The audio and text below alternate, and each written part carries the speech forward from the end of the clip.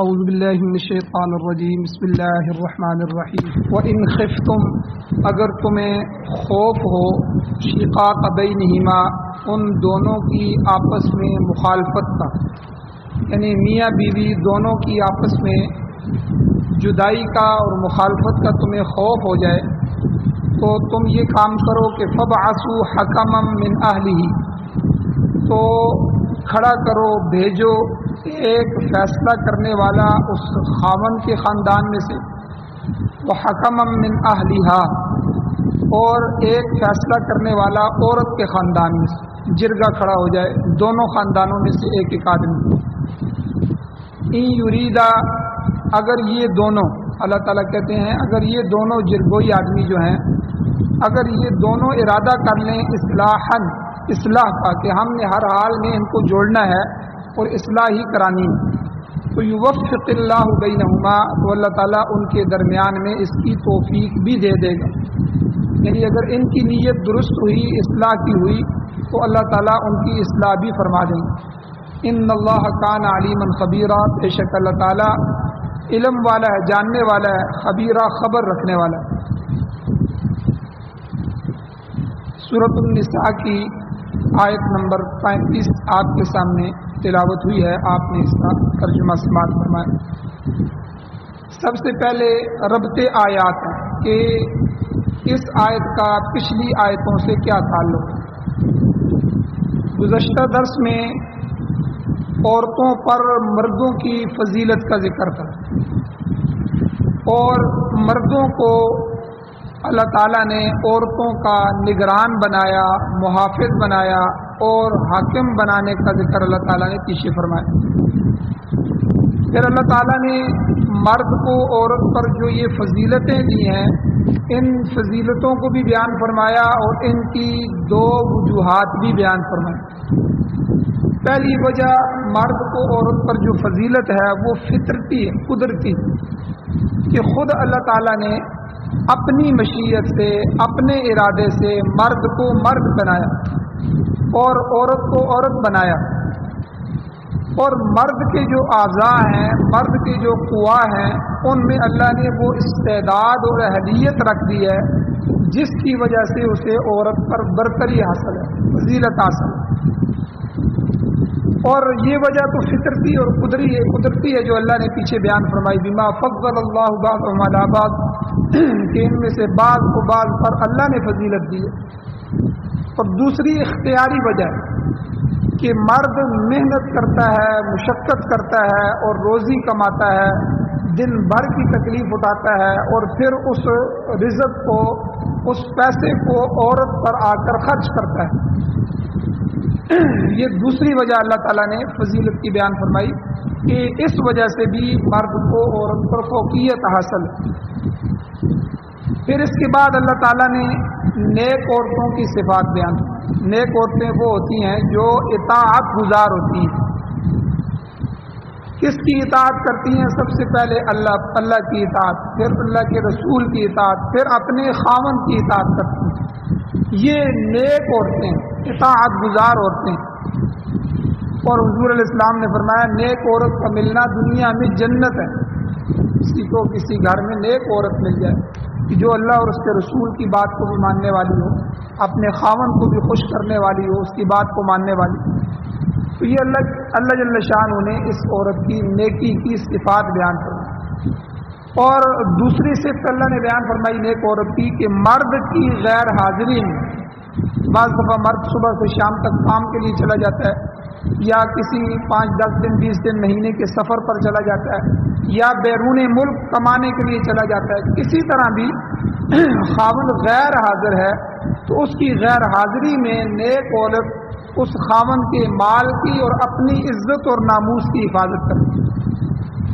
تو اللہ تعالیٰ نے اس کو بھی بیان فرمایا، یہ بھی نیک عورت کی صفت۔ البتہ نافرمان جو عورتیں ہیں ان کے بارے میں بھی اللہ تعالیٰ نے پچھلے درس میں بیان فرمایا کہ جن عورتوں کی طرف سے تمہیں نافرمانی کا خوف ہو کہ وہ نافرمانی کرتی ہیں، بات نہیں مانتی اور ہر وقت تنگ کرتی رہتی ہیں، تو فرمایا ان کی اصلاح کا طریقہ کار کیا ہے۔ تو اللہ نے 3 طریقے بیان فرمائے۔ سب سے پہلے فیضوہن ان کو واز کرو، نصیحت کرو، سمجھاؤ، زبانی طور پہ سمجھاؤ تاکہ وہ درست ہو جائے۔ اگر حالات درست نہ ہو رہے ہوں تو ان سے اپنے بستر الگ کر دو، اپنی خوابگاہوں سے ان کو علیحدہ کر دو، اپنا کمرہ علیحدہ کر دو۔ تو اگر سلیم الفطرت عورت ہے وہ سمجھ جائے گی کہ خاوند مجھ سے ناراض ہے، اس کی ناراضگی اچھی بات نہیں ہے، تو وہ راضی ہو جائے گی۔ اور فرمایا اگر اس کے باوجود بھی اس پر کوئی اصلاح کا اثر نہیں ہو رہا تو تیسرے درجے میں اللہ تعالیٰ نے فرمایا فضربوہن، پھر انہیں مارو، اور جسمانی سزا تو، لیکن ساتھ یہ بھی بتا دیا کہ یہ سزا معمولی درجے کی ہونی چاہیے، جس کی کا مقصد جو ہے وہ تادیب ہو، ادب سکھانا ہو، تنبیہ کرنا ہو۔ یہ سزا انتقامی کارروائی کی شکل اختیار نہ کرے، کیونکہ اگر یہ انتقام پہ آ گئی تو ہو سکتا ہے اس کا سر پھٹ جائے، اس کی پسلی ٹوٹ جائے، ہڈی ٹوٹ جائے، نقصان ہو جائے، تو انتقام میں تو بندہ اندھا ہو جاتا ہے۔ تو بندے نے ہوش سے کام لیتے ہوئے فضربوہن تیسرا درجہ بھی اختیار کرنا ہے، اور اس کی لمٹ کیا ہے، حدود کیا ہیں، یہ کل کے درس میں بیان ہو چکے۔ پھر یہ بھی کہ یہ تینوں طریقے یکے بعد دیگرے استعمال کرنے ہیں، یہی نہیں پہلے ہی مارنا شروع کر دے کہ اللہ نے حکم دیا ہے، پہلے شروع سے جو حکم دیا ہے فیضوہن کہ تم واضح نصیحت کرو، 1 ہفتہ 2 ہفتہ مہینہ 2 مہینے سمجھاؤ، تو یہ پہلا طریقہ پہلے اختیار کرنا ہے، یکے بعد دیگرے آخر تیسرے پہ۔ پھر واہجروہن فی المضاجع، پھر 1 ہفتے 2 ہفتے کے لیے، مہینے کے لیے بستر علیحدہ کرو، پھر بھی اثر اس پہ نہیں پڑ رہا، اور پھر تیسرے نمبر پر جا کے جو ہے تیسرا درجہ آتا ہے کہ معمولی سزا جو ہے معمولی طور پر مارنا ہے۔ اور آگے اللہ تعالیٰ نے فرمایا کہ اس کے بعد اگر وہ اطاعت پہ آ جائیں، درست ہو جائیں، یا تو پھر ان کے ساتھ زیادتی کا کوئی راستہ تلاش نہ کریں، بلکہ اپنی زندگی خوش اسلوبی سے گزر بسر کرو، اپنا گزر اوقات اچھے طریقے سے کرو، پھر اس کو تنگ کرنے کے لیے کوئی راستہ اختیار کرو۔ تو یہ تو 3 طریقے ہو گئے کل کے درس میں۔ آج کے درس میں اگر یہ مذکورہ تینوں طریقے ناکام ہو جائیں، نصیحت بھی ہو گئی، بستر بھی الگ ہو گئے، مار پیٹ بھی لیا، پھر بھی وہ نہیں سمجھ رہی، تینوں طریقے ناکام ہو جائیں اور میاں بیوی میں اصلاح نہ ہو سکے، تو پھر چوتھا طریقہ قرآن نے بتایا کہ وہ اختیار کرو، جو آج کے درس کا موضوع ہے۔ یہ ضروری نہیں ہے کہ غلطی ہمیشہ عورت کی ہو، یہ ضروری نہیں ہے، بلکہ بعض اوقات مرد حضرات کی طرف سے بھی زیادتی کا امکان ہو سکتا ہے، بلکہ ہوتا بھی ہے۔ کئی مرد ایسے ہوتے ہیں کہ جو ہر وقت بیوی کو مارتے رہتے ہیں، ہر وقت تنگ کرتے رہتے ہیں، ان کا مزاج بھی کڑوا ہوتا ہے۔ تو اس لیے اللہ تعالیٰ نے فرمایا وَإِنْ خِفْتُمْ، اگر تمہیں خوف ہو شقاق بینہما، ان دونوں یعنی میاں بیوی کے درمیان شقاق یعنی اختلاف کا، کہ اب ان کا اختلاف ہو جائے گا، اب یہ گھر ہستہ پستہ جو ہے وہ ٹوٹ جائے گا، تو اگر تمہیں یہ ہو تو پھر تم وہ کارروائی عمل میں لاؤ جس کا تمہیں اب قرآن یہاں حکم دے رہا ہے۔ اب مفسرین نے لکھا ہے کہ خفتم کے مخاطبین کون ہیں؟ وَإِنْ خفتم، اگر تمہیں خوف ہو، یہ تمہیں خوف ہو، یہ خوف والے کن کو خوف ہو؟ تو 3 قسم کے لوگ اس کے مخاطب ہیں۔ پہلے نمبر پر مرد اور عورت کے جو سرپرست ہیں، ظاہر بات ہے سب سے پہلا خوف تو انہیں کو ہوتا ہے۔ اب عورت ہے تو عورت کے والدین یا بھائی، ان کو خوف ہوگا کہ ہماری بیٹی کے ساتھ کیا معاملہ ہو رہا ہے، ٹھیک ہے، اس کا گھر نہ اجڑ جائے۔ اور اگر بیٹے کے معاملات چل رہے ہیں تو اس کے والدین یا اس کے بہن بھائیوں کو ہوگا کہ یہ ہمارے بہن بھائی کے ساتھ یا ہمارے بیٹے کے ساتھ کیا ہو رہا ہے، یہ تو ان کا گھر جو ہے اس طرح تو اجڑ جائے گا۔ تو پہلے مخاطب جو ہیں وہ سرپرست حضرات دونوں کے۔ دوسرے نمبر پر جماعت المسلمین، مسلمانوں کی جماعت، اور تیسرے نمبر پر حاکم وقت ہے، جو وقت کی حکومت ہے اس کا بھی کام بنتا ہے، جو ہے دوسرے نمبر پر جو تھے جماعت المسلمین یعنی اس کے محلے کے لوگ، اس کی گلی کے لوگ، گلی والوں کو پتہ ہونا چاہیے ہمارے گھر میں ہم کس طرح رہ رہے ہیں۔ اگر گلی والے ایک طریقے سے سلوک سے رہیں گے تو اس گلی میں امن ہو جائے گا، تو پورے محلے میں بھی امن ہوگا، ہر گلی میں امن ہوگا۔ تو گلی سے اگر کوئی نہیں اٹھ رہا تو پورے اس محلے میں دیکھا جائے. تو یہ جماعت المسلمین ہے. پھر حاکم وقت ہے، یہ جو یونین کونسل ہوتی ہے یا اس طرح کے جو سیکٹری ہوتے ہیں، تو یہ بھی مصالحت کمیٹی کا یعنی جرگہ کا کردار ادا کرتے ہیں. طلاق سے پہلے جب یونین کونسل میں جائیں تو وہ بھی ایک طرح کی مصالحتی کمیٹی کا کردار ادا کرتے ہیں کہ بھئی ہم آپ کی صلح کروانا چاہتے ہیں، آؤ بات کریں، دونوں کو لے آؤ.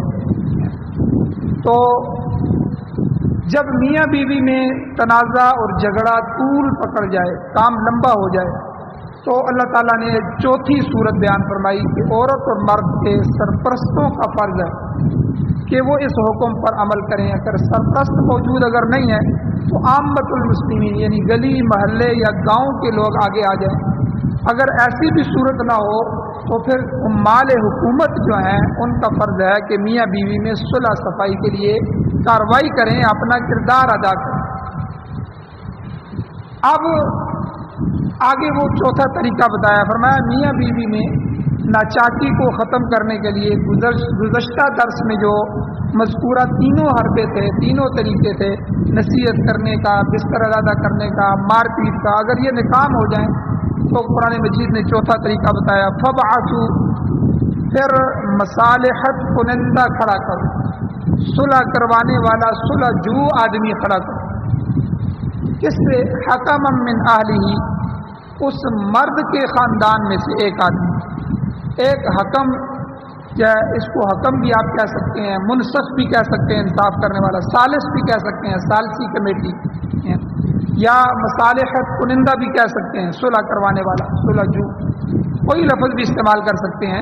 تو ایسا ایک آدمی مرد کے خاندان میں سے سمجھدار جرگوئی جو ہے اس کو کھڑا کیا جائے. اور ایک آدمی حکم من اہلہا، ایسا ہی ایک آدمی، ایک منصف، ایک ثالث، ایک مصالح کنندہ جو ہے، ایک جرگوئی آدمی عورت کے خاندان میں سے کھڑا کیا جائے. اب یہ دونوں آدمی جو ہیں یہ ایسے ہوں کہ جو دونوں کے حالات سے واقف ہوں اور میاں بیوی کی ذہنی استعداد سے بھی باخبر ہوں اور ان کی عادتوں اور خصائل سے بھی باخبر ہوں. کیونکہ جب خاندان کے آدمی ہوتے ہیں تو خاندان کے آدمیوں نے اس آدمی کو بچپن سے اپنے درمیان پلا ہوا دیکھا ہوتا ہے. تو کئی آدمیوں کا بچپن سے مزاج چڑچڑا ہوتا ہے، تو ان کو پتہ ہوتا ہے یار یہ تو بچپن سے ہی گڑبڑ کر رہا ہے، یہ تو شروع سے ہی لڑائیاں کرتا رہتا تھا. تو عورت کا بھی پتہ ہوتا ہے کہ یہ تو شروع سے ہی اس طرح ہے، یہ مزاج اس کا سخت ہے، یہ نرم ہے، یا اچھا مزاج ہے، یا برا ہے، جیسا بھی ہو. تو چونکہ خاندان کے بندوں کو اس چیز کا پتہ ہوتا ہے، باہر کے آدمیوں کو اس کا نہیں پتہ ہوتا. تو اس لیے قرآن پاک نے کہا کہ تم نے جو مصالحتی کمیٹی بنانی ہے، جو جرگہ بنانا ہے، جو ثالثی کمیٹی بنانی ہے، اس میں سے ایک حکم، ایک منصف جرگوئی آدمی ثالث جو ہے وہ مرد میں سے کھڑا کرو، اس کے خاندان میں سے ایک عورت کے خاندان میں سے کھڑا کرو، کیونکہ وہ ان کی عادتوں سے واقف، وہ ان کے حالات سے باخبر ہیں، وہ ان کی ذہنی استعداد سے باخبر ہیں.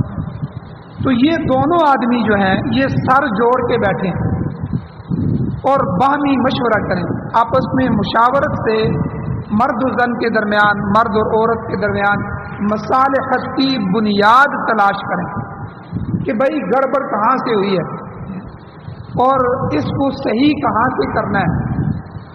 مصالحت کروانی ہے تو یہ ایک نقشہ پہلے بنایا جائے، پھر ان کے درمیان صلح کرا دیں. اگر خاندان سے دو مناسب آدمی نہ مل سکیں تو فقہ کا مسئلہ ہے، خاندان سے نہ مل سکیں پہلے خاندان کے تلاش کیے جائیں، اگر وہاں سے نہ ملے تو پھر کوئی دوسرے اشخاص تلاش کیے جائیں. کئی دفعہ گلی میں، کئی دفعہ اس گاؤں میں بڑے جرگوئی آدمی ہوتے ہیں، دوسرے خاندانوں میں بھی اچھے آدمی ہوتے ہیں جو ہمیشہ صلح کے لیے کردار ادا کرتے رہتے ہیں، تو دوسرے کوئی آدمی مقرر کیے جا سکتے ہیں. مقصد وہی ہے کہ میاں بیوی کے حالات سے زیادہ وہ باخبر ہوں تاکہ انہیں کسی نتیجے پر پہنچنے میں آسانی پیدا ہو. اب اس جرگے کی شرعی حیثیت کیا ہے؟ ایک سوال پیدا ہوتا ہے. یہ تو کام قاضی کا ہے کہ عدالت میں وہ جائیں اور قاضی اس میں فیصلہ کرے، یہ تو محلے میں سے، اس کے خاندان میں سے ثالثی کمیٹی اٹھائی جا رہی ہے، اس کی شرعی حیثیت اور حکم کیا ہے؟ تو فقہا نے لکھا ہے کہ اس طریقے سے جو مقرر کیے گئے مصالحت کنندان جو ہوں گے، جو مصالحت کے لیے لوگ اٹھائے گئے ہیں، ان کے فیصلے کو شریعت میں معتبر سمجھا جاتا ہے۔ بعض علاقوں میں آپ نے دیکھا ہوتا ہے کہ عدالت میں فیصلے نہیں ہوتے ہمارے، بلکہ بعض قبائل ہیں کہ جن میں عدالتیں قائم ہی نہیں، یا عدالتیں ہوتی ہیں تو اکثر وہ خالی ہوتی ہیں۔ تو ان علاقوں میں کیا ہوتا ہے کہ ان کے خاندان کے بڑے بیٹھ جاتے ہیں، دونوں طرف سے بیٹھ جاتے ہیں، وہ آپس میں بات سنتے ہیں، ٹھیک ہے، کسی بھی جرمانہ ڈال دیتے ہیں، ٹھیک ہے، اور بٹھا دیتے ہیں، معاملات کو حل کر دیتے ہیں، تو آگے تک نوبت جاتی ہی نہیں۔ تو اور جن علاقوں میں، ہمارے علاقوں میں خاص کر کے جو ہے سیاسی لوگ آگے آ جاتے ہیں، تو اگر ان سے کام نہ ہو تو اکثر جو ہے اس میں کئی اپنی پارٹی کا خیال رکھتے ہیں، تو اس کی وجہ سے وہ مزید لڑا کے چلے جاتے ہیں۔ تو اس لیے جو جرگوئی ہوتے ہیں ان کا جو ہے مصلح ہونا اور ان کی نیت کا صحیح ہونا ضروری ہے۔ وہ کسی مفاد کے لیے، اپنی پارٹی، اپنی ووٹ کی مفاد کے لیے، اپنے ورکر کے لیے یہ کام نہ کریں، اللہ کی رضا کے لیے، ان کی صلح کے لیے کردار ادا کریں۔ تو اس لیے مصالحتی کمیٹی کے بارے میں شریعت نے یہ کہا ہے کہ اگر یہ فیصلہ کر دیتے ہیں، یہ ثالثی جرگہ جو بیٹھا ہے، تو اس کا شریعت میں فیصلہ معتبر ہو۔ اور بعض دیگر معاملات میں بھی حکم مقرر کرنے کا حکم موجود ہے کہ شریعت نے کہا ہے کہ حکم مقرر کریں۔ اس طرح کی جو قائم کردہ مصالحتی کمیٹی ہے، اس کو اگرچہ عدالت کا درجہ شریعت میں حاصل نہیں ہوتا، عدالت کا ایک اپنا درجہ ہوتا ہے، کیونکہ عدالت جو ہوتی ہے اس کے پاس اتھارٹی ہوتی ہے، اس کے پاس قوت ہوتی ہے۔ عدلیہ کے پاس جو ہے، میں نے جمعے میں بھی بیان کیا تھا کہ سب سے بڑا مقننہ ہوتا ہے اسمبلی، جہاں سے آئین بنتا ہے، جہاں سے قانون بنتے ہیں، اس کی اپنی اتھارٹی ہوتی ہے اسمبلی کی۔ تو اسمبلی کا قانون اور آئین پھر نیچے عدالتوں میں چلا جاتا ہے کہ اب آپ اسی کے ساتھ فیصلہ کریں گے، آئین بدل دو تو عدالتیں اس کی پابند ہو جاتی ہیں۔ اب عدالت نے آئین کے مطابق، حالانکہ آئین ہمارا قرآن و سنت کے بھی منافی ہوتا ہے، انہوں نے قرآن و سنت کو نہیں دیکھنا، چونکہ ہماری عدالتیں انگریزی ہیں، تو اس لیے بہرحال انہوں نے آئین کے مطابق فیصلہ کرنا ہوتا ہے۔ تو عدالت کے پاس جو ہے وہ فوج ہوتی ہے، رینجر ہوتی ہے، اس کے پاس انتظامیہ ہوتی ہے، تو عدلیہ کو یہ سب کچھ ہوتا ہے۔ اگر کوئی بندہ بات نہیں مان رہا ہوتا تو وہ پولیس کو بھیجتے ہیں، وہ وارنٹ جاری کر دیتے ہیں، وہ فوراً اس کو گھر سے اٹھا کے لے آتے ہیں، اور اگر وہ گھر سے بھاگ جائے تو اس کو اشتہاری قرار دیتے ہیں، ٹھیک ہے، تو اس کی زندگی بھی تنگ ہو جاتی ہے۔ تو اس لیے مصالحتی جو جرگہ جائے گا اس کے پاس یہ اتھارٹی نہیں ہوتی، اس کا کام صرف صلح کا ہوتا ہے، وہ کوشش کرے گا کہ ان کے درمیان صلح ہو جائے، اگر ہو جائے تو شریعت نے فیصلہ معتبر سمجھا ہے، لیکن نہ ہو تو پھر اس کو تیسرا جو ہے وہ قاضی کی طرف لایا جائے گا۔ تو اس کمیٹی کو عدالت کا درجہ تو حاصل نہیں ہے، تاہم اس کا فیصلہ عدالت کے فیصلے کی طرح ہی قابل قبول ہوتا ہے۔ اب یہاں یہ بھی سمجھا جائے کہ جو دونوں فریقین ہیں، فریقین کے لیے لازمی ہے کہ اپنی مقرر کردہ مصالحتی کمیٹی کے فیصلے کو خوش دلی کے ساتھ قبول کریں۔ ہاں، بعض اوقات فیصلے میں کسی وجہ سے باوجود غلطی بھی ہو سکتی ہے، یا کسی ایک کی طرفداری بھی محسوس ہو سکتی ہے، تو ایسی صورت میں باقاعدہ عدالت میں اپیل کی جا سکتی ہے۔ اگر اصلاح کی کوئی صورت باقی نہ رہے تو پھر عدالت مجاز ہے کہ فریقین کے درمیان تفریق کرا دے۔ یہ تفریق جو ہے نا، طلاق، ٹھیک ہے، دونوں میں یہ بالکل آخری درجہ ہے، یہ ان 4-5 درجوں کے بعد آخری درجہ ہے۔ اور ہمارے معاشرے میں کیا ہوتا ہے، نہ ان کو مسائل کا پتہ ہوتا ہے شریعت کا کہ ہم نے نکاح کیا ہے، نکاح کے مسائل کیا ہیں، اور طلاق دینی ہے تو طلاق کے مسائل کیا ہیں، طلاق کا طریقہ کیا ہے، طلاق کے 3 طریقے ہیں، طلاق کا احسن طریقہ ہے، طلاق حسن ہے، حسن طریقہ ہے، اور طلاق بدع ہے، تو کسی کو پتہ بھی نہیں ہے۔ پھر دھڑا دھڑ 3 طلاقیں دے دیتے ہیں، پھر آ جاتے ہیں مولوی صاحب کے پاس، عدالت کے پاس، کہ بھائی ہم سے یہ ہو گیا ہے تو اب ہمارے لیے کوئی راستہ نکالا جائے۔ تو بھائی یہ آپ دیکھیں کہ 4 طریقے شریعت نے بتائے، چاروں کے بعد جب جرگہ نہ امید ہو جائے، ٹھیک ہے، جرگہ نہ امید ہو جائے کہ بھئی ان کی آپس میں نہیں بنے گی، پھر عدالت میں فیصلہ یہ کہ جو 5ویں نمبر پر قاضی کے پاس جاؤ، قاضی بھی دیکھ لے کہ بھئی اب معاملہ ان کا حل نہیں ہوگا، اس کے بعد جا کے وہ قاضی آخری اتھارٹی ہے کہ وہ صلح کروائے۔ آپ دیکھیں ہماری جو عدالتیں ہیں، عدالت میں بھی انہوں نے 3 کیٹیگریاں رکھی ہیں۔ ایک ہماری تحصیل کی عدالت ہوتی ہے، چھوٹی عدالت اگر فیصلہ کرے یا آپ سمجھتے ہیں کہ عدالت نے فیصلہ یک طرفہ کیا ہے یا عدالت نے فیصلہ صحیح نہیں کیا، تو آپ اس کو ہائی کورٹ میں لے جائیں۔ اس سے بڑا کورٹ انہوں نے بنایا ہوا ہائی کورٹ، تو ہائی کورٹ اس کی سنوائی کرے گا۔ اگر وہ اس کا فیصلہ کرے اس میں بھی آپ نہیں سمجھ سکتے کہ اس میں ہمارے ساتھ جو ہے زیادتی ہوئی ہے، تو آپ اس کو سپریم کورٹ میں لے جائیں۔ تو بہرحال ہمارے جو اسلامی نظام ہے اس میں یہ سول عدالتیں، پھر اس کے اوپر ہائی کورٹ یا سپریم کورٹ ایسے نہیں ہوتے، بلکہ ایک ہی قاضی ہوتا ہے، ایک ہی عدالت ہوتی ہے، اس نے قرآن و سنت کے مطابق فیصلہ کرنا ہوتا ہے۔ تو اس لیے اگر جرگے میں بات حل نہ ہو جائے، اس کی دوسری صورت یہی ہے کہ اس کو وہاں سے اٹھا کے آپ قاضی کے پاس شرعی اسلامی عدالت میں لے آئیں۔ اب یہ قاضی آخری حل، میاں بیوی میں یہ قاضی آخری حل ہے کہ وہ ان دونوں میں صلح کروا دے۔ اب اس میں کیا کوئی ایسے واقعات بھی پیش آئے ہیں جو ہے جن کی کوئی مثال پیش کی جا سکتی ہے کہ جن میں مصالحتی کمیٹی نے کردار ادا کیا ہو۔ حضرت عثمان رضی اللہ عنہ کے زمانے میں کئی واقعات ہیں، صحابہ کے زمانے میں انشاءاللہ کل وہ بھی بیان کیے جائیں گے۔ تو بہرحال آج کے درس تک یہ بات پتہ چل گئی کہ 5 طریقے ہیں۔ سب سے پہلے قرآن نے فرمایا فَعِظُوهُنَّ، واضح نصیحت کرو۔ واضح نصیحت بھی یہ نہیں کہ ایک دفعہ کہہ دیا، بار بار کہو، 1 ہفتہ 2 ہفتے 3 ہفتے، ٹھیک ہے، کسی اس سے کہلوا دو، کسی اس کی جو ہے جاننے والے سے کہلوا دو، ٹھیک ہے، کسی دوست سے اس کو کہلوا دو، کسی طریقے سے بھی وہ اس بات کو سمجھ جائے، سمجھنے سمجھانے کی بات ہے۔ پہلے فَعِظُوهُنَّ کے بعد دوسرا درجہ وَاهْجُرُوهُنَّ فِي الْمَضَاجِعِ، پھر ان کے عورت کے بستر الگ کر دو، خاوند اس کے ساتھ سونا چھوڑ دے، بات چیت کرنا چھوڑ دے، کہ بستر کمرہ الگ ہو جائے گا، تو ہو سکتا ہے اس سے سمجھ آ جائے، اچھے خاندان کی عورت، شریف عورت بھی ہوتی ہے، سلیم الفطرت عورت، اس کے لیے یہ پہاڑ ہوتا ہے کہ خاوند اس سے ناراض ہو رہا ہے، خاوند اپنا بستر الگ کر رہا ہے، تو ہو سکتا ہے اس کو سمجھ آ جائے۔